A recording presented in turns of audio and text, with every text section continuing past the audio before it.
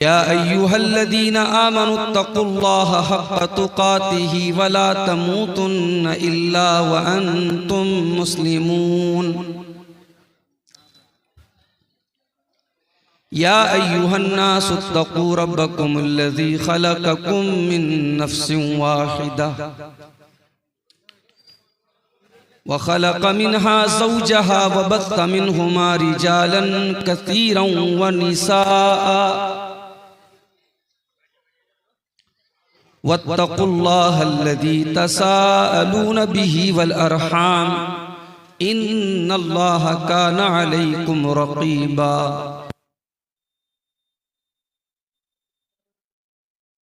या अय्युहल्लज़ीना आमनुत्तक़ुल्लाह वक़ूलू क़ौलन सदीदा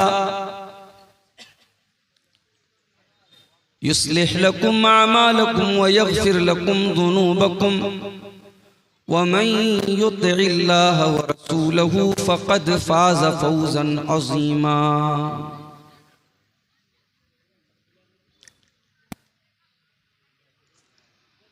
अम्मा बअदु फ़इन्न ख़ैरल हदीथि किताबुल्लाह व ख़ैरल हदी हदी मुहम्मदिन सल्लल्लाहु अलैहि वसल्लम व शर्रल उमूरि मुहदसातुहा व कुल्ल मुहदसतिन बिदअह व कुल्ल बिदअतिन ज़लालह व कुल्ल ज़लालतिन फिन्नार।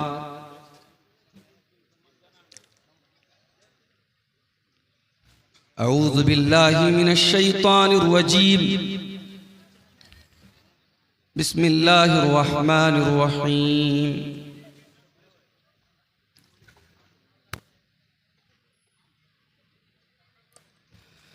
अलम यअनि लिल्लज़ीना आमनू अन तख़शअ क़ुलूबुहुम लिज़िक्रिल्लाहि वमा नज़ल मिनल हक़्क़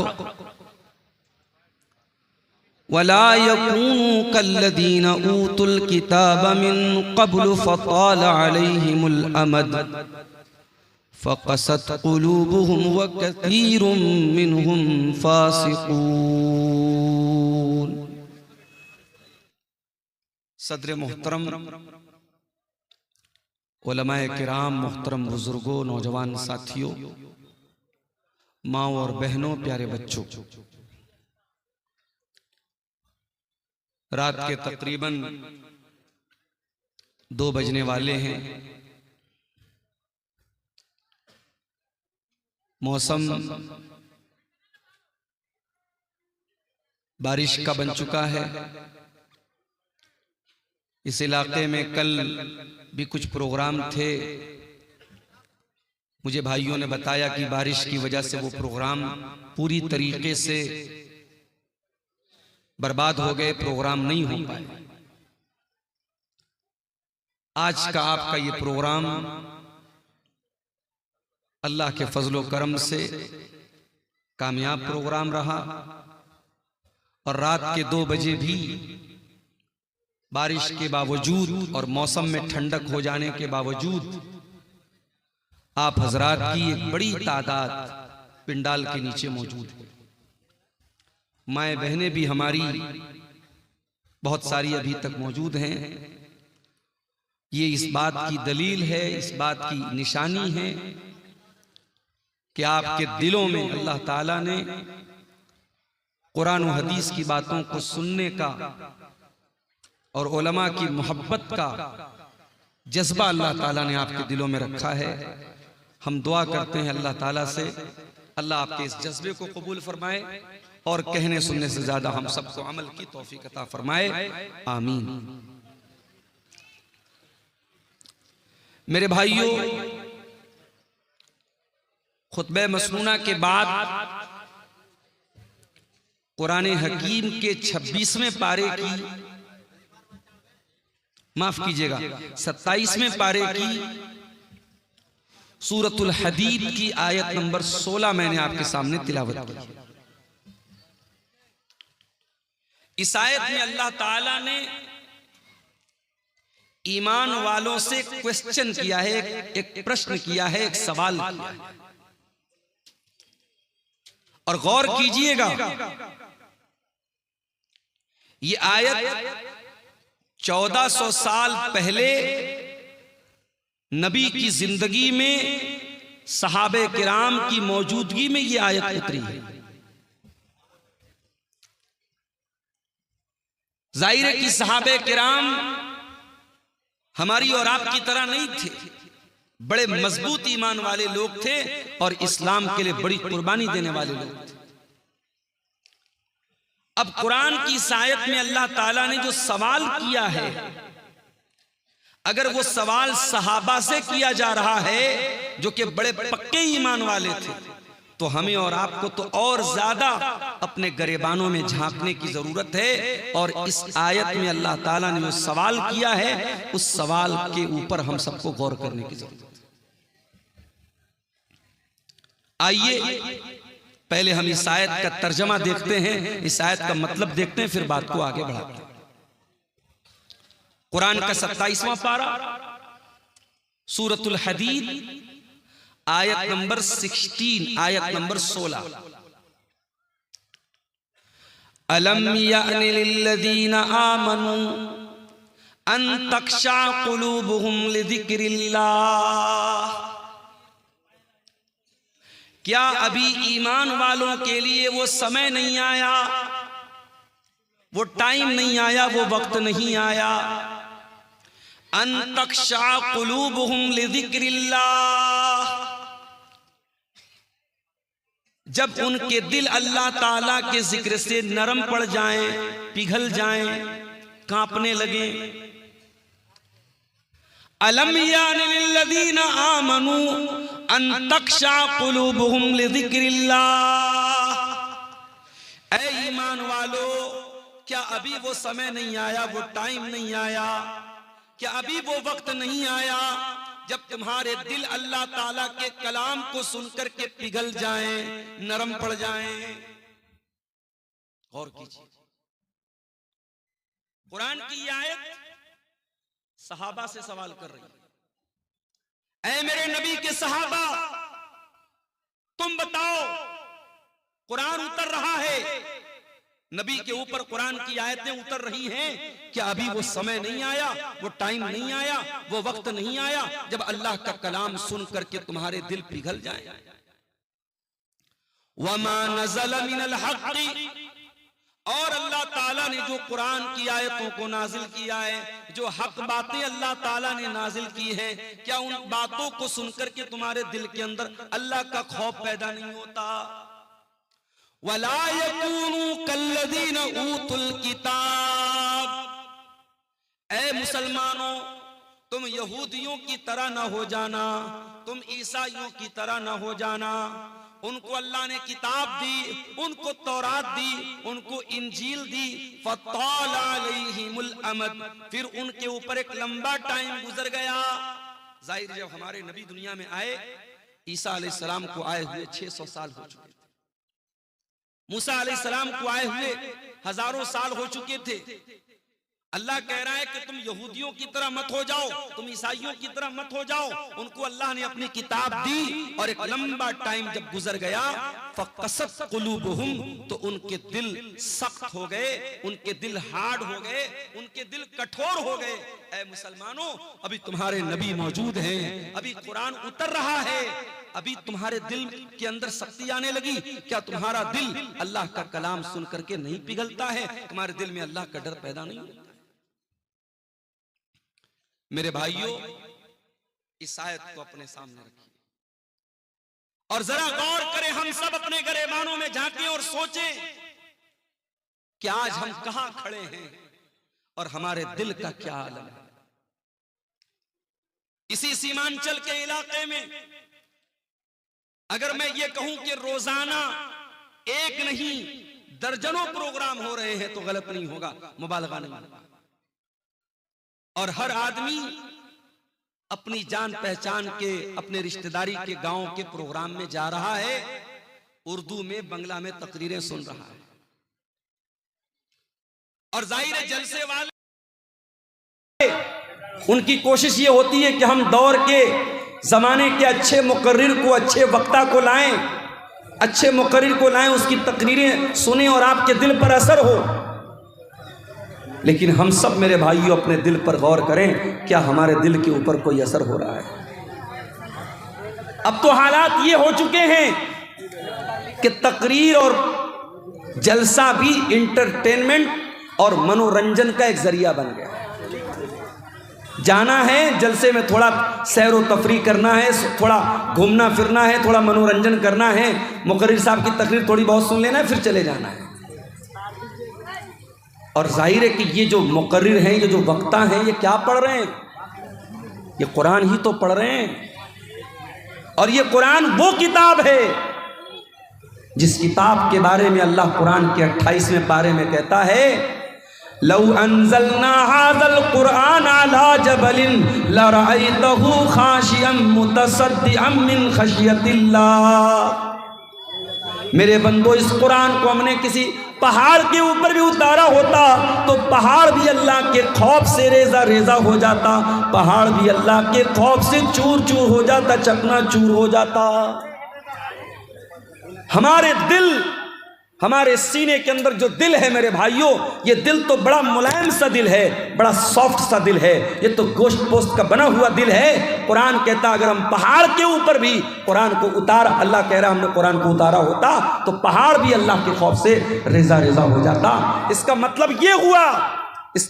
ये हुआ अगर कुरान की आयतों को सुनने के बाद भी हमारे दिल के ऊपर कोई असर नहीं पड़ रहा है मेरे भाइयों, इसका मतलब ये हुआ कि हमारे दिल पहाड़ से भी ज्यादा कठोर हो चुके हैं, पत्थर से भी ज्यादा कठोर हो चुके हैं। मेरे भाइयों, आज अल्हम्दुलिल्लाह शेरशाहबादी बिरादरी में हम बड़े फख्र के साथ कहते हैं कि साहब हम लोग अहले हदीस हैं। अभी अररिया के किसी सियासी लीडर ने इस बिरादरी के बारे में कुछ नाजेबा बातें कही तो मैंने कल जमात के बड़े उलमा के बयानात देखे कि नहीं साहब ये गलत बात है, हमारी बिरादरी के ऊपर बहुत बड़ा इल्ज़ाम लगाया जा रहा है। हम बड़े फख्र के साथ अपने आप को अहले हदीस कहते हैं, लेकिन कभी हमने गौर किया कि अहले हदीस का मतलब क्या होता है? क्या सीने पर हाथ बांध लेना, आमीन जोर से बोल लेना, नमाज में रफुल यदैन कर लेना, 8 रकात तरावी पढ़ लेना, क्या यही पहचान है अहले हदीस की? नहीं मेरे भाई, हमने अहले हदीस का मतलब नहीं समझा। अहले हदीस उस इंसान को बोलते हैं जो कुरान और हदीस के ऊपर अमल करता है, सिर्फ जबान से दावा नहीं करता है, अमल करता है, जिसका अखलाक, जिसका किरदार, जिसका कैरेक्टर, जिसका चाल चलन, जिसका चरित्र ये बताता है कि हाँ ये कुरान और हदीस पर चलने वाला है, उस इंसान को अहले हदीस कहते हैं, उस इंसान को सलफ भी कहते हैं। और आज भी दुनिया में ऐसे लोग हैं कि आप हैरत करेंगे कि क्या ऐसे भी लोग पैदा हो सकते हैं। चलिए मैं आपको एक सच्चा वाकया सुनाता हूं जो लेटेस्ट वाकया है, हमारे इस दौर का वाकया है। इस दौर में जब इंसानियत मुर्दा हो रही है, जब अखलाक फना हो रहे हैं, जब लोग बातें तो बड़ी बड़ी करते हैं लेकिन अमल के मामले में जीरो हैं, इस दौर का एक सच्चा वाकया मैं आपको बता रहा हूं। चलिए मैं आपको मदीना लेके चलता हूं। मदीना के अंदर एक बहुत बड़े आलिम हैं, इस वक्त बहुत बूढ़े हो चुके हैं, उनका नाम है शेख अब्दुल मोहसिन अल अब्बाद हफिज़हुल्लाह, बहुत बड़े आलिम हैं शेख अब्दुल मोहसिन अल अब्बाद। उनको मुहद्दिसे मदीना कहा जाता है, मदीना के बहुत बड़े आलिम हैं, इमाम हैं। उनके बेटे जिनका नाम शेख अब्दुल रज़्ज़ाक अल बद्र है, वो मदीना यूनिवर्सिटी के अंदर हदीस पढ़ाते हैं और मस्जिद नबवी में हदीस का दर्स देते हैं और हजारों नहीं लाखों स्टूडेंट्स उनसे हदीस पढ़ते हैं। शेख अब्दुल रज़्ज़ाक अल बद्र बहुत बड़े आलिम हैं, बहुत बड़े स्कॉलर हैं और उनकी शोहरत इतनी है कि एक मर्तबा वो मलेशिया गए और वहां एक मस्जिद में उनका दर्स था, तो सिर्फ उनके उस दर्स में 1 लाख के करीब तलबा और स्टूडेंट शामिल हुए थे। इतनी बड़ी वो सेलिब्रिटी और इतनी बड़ी शख्सियत है शेख अब्दुल रज़्ज़ाक अल बद्र। शेख अब्दुल रज़्ज़ाक अल बद्र के यहाँ एक आदमी ड्राइविंग का काम करता था, गाड़ी चलाता था इंडिया के आंध्र प्रदेश के शहर विजयवाड़ा। विजयवाड़ा बहुत मशहूर शहर है आंध्र प्रदेश का। मैं 2 साल वहां रमजान में रहा हूं। बहुत अच्छे लोग हैं, बड़े दीनदार लोग हैं। विजयवाड़ा का एक आदमी सऊदी अरब में शेख अब्दुल रज़्ज़ाक अल बद्र के घर 4 व्हीलर की कार की ड्राइविंग करता था, ड्राइवर था। अब जाहिर है ड्राइवर की हैसियत क्या होती है भाई? ड्राइवर एक मुलाजिम होता है, नौकर होता है, उसको तनख्वाह देते हैं, हमारे यहां काम करता है। वो ड्राइवर बीमार पड़ गया। 20 साल तक उसने सर्विस की, फिर बीमार रहने लगा। उसने शेख से माजरत की कि अब मेरी तबीयत खराब रहती है। वो इंडिया वापस चला गया। आज के दौर में एक ड्राइवर गया, दूसरा ड्राइवर चला आया, कौन पूछने जाता है? शेख अब्दुल रज़्ज़ाक अल बद्र अपने उस बूढ़े ड्राइवर को रोजाना तो नहीं, महीने में 3-4 बार कॉल करके उसकी हालचाल पूछते हैं, उसकी तबीयत के बारे में रिपोर्ट लेते हैं। फिर ऐसा मालूम होता है, ऐसा पता चलता है कि वो ड्राइवर ब्रेन हैमरेज का शिकार हो जाता है। उसको ब्रेन हैमरेज हो जाता है, वो कोमा में चला जाता है, हॉस्पिटल के आईसीयू के अंदर वो एडमिट हो जाता है। शेख अब्दुल रज़्ज़ाक अल बद्र को मालूम होता है कि मेरे घर पे 20 साल ड्राइविंग करने वाला ड्राइवर ब्रेन हैमरेज का शिकार हो चुका है और विजयवाड़ा के हॉस्पिटल में एडमिट हुआ है। गौर से सुनना मेरे प्यारे भाइयों, तकरीरें तो आपने बहुत सुनी होंगी, लेकिन तकरीरों में जो बातें बयान की जाती हैं, कभी कभी हमको लगता है कि वो बातें स्टेज पर तो बयान करने के लायक है, लेकिन प्रैक्टिकल उनके ऊपर अमल नहीं हो सकता। लेकिन ये सच्चा वाकया जो मैं बताने जा रहा हूं, ये सच्चा वाकया आपको सबूत दे रहा है कि तकरीर के अंदर जो बातें बयान की जाती हैं, उन बातों पर अगर इंसान अमल करना चाहे तो आज के इस नाजुक दौर में भी अमल कर सकता है। 20 साल तक ड्राइविंग करने वाला वो ड्राइवर ब्रेन हैमरेज का शिकार है, हॉस्पिटल में एडमिट है। शेख अब्दुल रज़्ज़ाक अल बद्र उसके बेटे से कांटेक्ट में, बेटे से बातचीत होती है कि आपके अब्बा की अयादत करने के लिए, उनकी हाल चाल के लिए, उनको देखने के लिए सऊदी अरब से शेख अब्दुल रज़्ज़ाक अल बद्र की तरफ से कोई आने वाला है। बेटा सोचता है इतनी बड़ी हस्ती हैं, पैसे वाले भी हैं और बहुत बड़े आलिम भी हैं, हो सकता है अपने किसी नौकर चाकर को भेज दे मेरे अब्बा की हालचाल लेने के लिए। वो दिन तय हो जाता है, टाइम तय हो जाता है और उस ड्राइवर का बेटा अपने इलाके के एयरपोर्ट पर जब पहुंचता है, क्या देखता है? उस एयरपोर्ट पर पहुंचने के बाद वो क्या देखता है कि शेख अब्दुल रज़्ज़ाक अल बद्र खुद फ्लाइट से तशरीफ लाए हुए हैं। अपने बूढ़े ड्राइवर, अपने बीमार ड्राइवर की अयादत करने के लिए, उसकी हाल चाल लेने के लिए, उसकी खबरगिरी करने के लिए सऊदी अरब से विजयवाड़ा तक का, आंध्र प्रदेश तक का लंबा सफर बगैर किसी अपॉइंटमेंट के और बगैर किसी को बताए हुए शेख अब्दुल रज़्ज़ाक अल बद्र तय करते हैं। मेरे भाइयों, हमारा हाल तो ये, हम कटिहार से पटना भी अगर जाते तो कोई ना कोई मकसद होता है, कोई ना कोई कारोबारी मामला होता है, किसी से पैसे का लेन देन होता है, कोई ना कोई दुनियावी मफाद होता है। मेरे प्यारे साथियों, जिस दौर में इंसान किसी को बेमतलब सलाम भी नहीं करता है, ऐसे दौर में क्या ऐसा भी अखलाक मिल सकता है? मेरे प्यारे भाइयों, सऊदी अरब की सरजमीन से शेख अब्दुल रज़्ज़ाक अल बद्र फ्लाइट के जरिए आते हैं। हालांकि अगर वो एक कॉल कर दें, एक मैसेज कर दें, उनके लाखों स्टूडेंट हैं हिंदुस्तान की सरजमीन पर, जो बच्चे मदीना में जाके पढ़ते हैं वो शेख अब्दुल रज़्ज़ाक अल बद्र से भी पढ़ते हैं। जितने मदनी आलिम आपको मिलेंगे, जो बाद में जो मदनी आलिम हुए वो सब उनके शागिर्द आपको मिलेंगे। जितने भी मदनी आलिम हैं सब मदीना में पढ़े, उनके शागिर्द हैं। एक मैसेज कर दें, तलबा की और स्टूडेंट की भीड़ लग जाएगी। मगर शेख अब्दुल रज़्ज़ाक अल बद्र ने किसी को नहीं बताया, बगैर किसी अपॉइंटमेंट के अचानक आए, ड्राइवर के बेटे के साथ कार में बैठ के हॉस्पिटल आए। अपने उस बूढ़े मुलाजिम की देर तक बैठ करके उसको दुआओं से नवाजा, उसकी पैसे से भी मदद की और उनके घर वालों को तसल्ली दी और फिर वापस चले गए। मेरे प्यारे साथियों, ये इस दौर के एक आलिम, एक कुरान और सुन्नत पर बयान करने वाले और कुरान और सुन्नत पर अमल करने वाले एक आलिम का सच्चा वाकया हमें ये बताता है। मेरे भाइयों के दिल में अगर अल्लाह का डर हो, दिल में अल्लाह का खौफ हो, तो कुरान और सुन्नत की बातें सिर्फ स्टेज पर बयान नहीं होती हैं।